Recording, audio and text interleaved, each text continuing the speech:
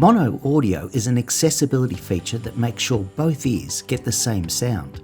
If you are hard of hearing or deaf in one ear, listening to music, movies or podcasts in normal stereo can mean that you are missing out on key parts when the sound is directed towards the ear that you can't properly hear with. And this is what it might sound like.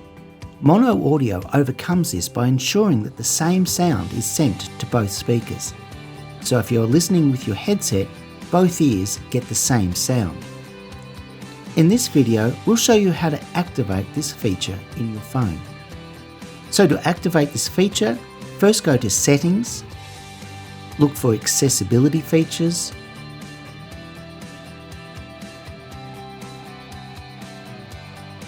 then scroll down and click on Audio Visual.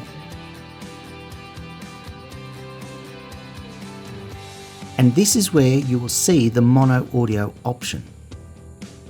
Use the slider to turn the feature on, and from now on the phone will send both speakers the same content so that you won't miss out on any of the sound from your favourite movie, music or podcasts any longer.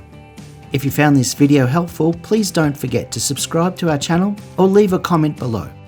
And thank you so much for watching.